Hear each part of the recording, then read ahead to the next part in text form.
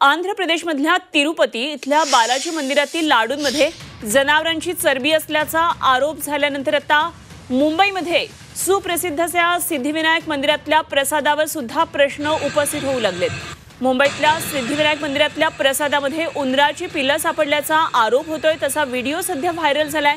त्यामुळे सिद्धिविनायक मंदिरातील प्रसादाच्या शुद्धतेवर आता प्रश्नचिन्ह निर्माण झालंय आणि या संदर्भात बोलण्यासाठी सध्या आपल्या बरोबर आहेत सदा सरवणकर। सरवणकर जी नमस्कार। आणि आता जी बातमी आम्हाला कळती आणि जो व्हिडिओ व्हायरल झालाय, काय आपलं स्पष्टीकरण आहे? नमस्कार, मी सदा सरवणकर बोलतोय। ही फेक बातमी वाटते। त्याचं कारण असं, एका उकिरड्यावरती काहीतरी प्लास्टिक मध्ये बंद केलेलं असं दिसतंय।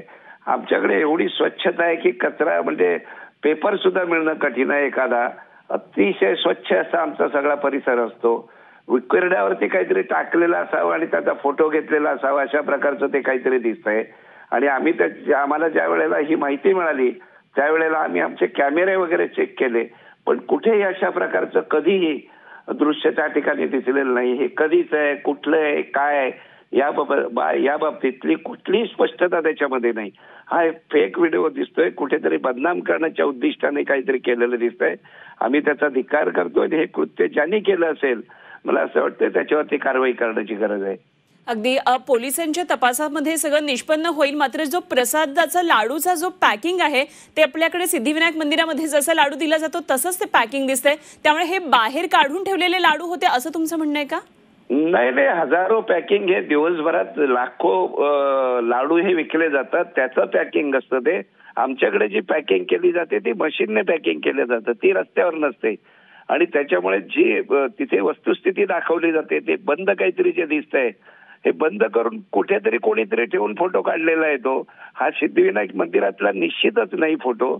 आणि हे जे सगळं आपल्याला दिसतंय, हा उकिरडा एखादा दिसतोय। आमच्याकडे एवढी स्वच्छता आहे। आम्ही लॅबमध्ये येणारी प्रत्येक गोष्ट म्हणजे तूप असेल, पाण्याचा आम्ही लॅबमध्ये टेस्ट करून आम्ही या सगळ्या वस्तूंचा वापर करतो। त्यामुळे अशा प्रकारच्या घाण आणि हे सगळं प्रकार सिद्धिविनायक मंदिराच्या परिसरात किंवा लाडू जिथं बनतो तिथे बिलकुल आपल्याला दिसणार नाही कुठे। काही दिवसापूर्वी बरेच कॅमेरेज आमच्याकडे येऊन गेले तिरुपतीचं झाल्यानंतर। अतिशय स्वच्छता असल्याचं कौतुक त्यांनी केलं। हे काहीतरी कोणीतरी फेक करून तो सिद्धिविनायक मंदिर आणि परिसराला बदनाम करण्याचा हा प्रकार आहे। ठीक, धन्यवाद। आपण ही सगळी माहिती दिलीत आणि झी 24 तास बरोबर बोललात। याबद्दल सदा सरवणकर आपल्या बरोबर होते, सिद्धिविनायक मंदिर ट्रस्टचे अध्यक्ष।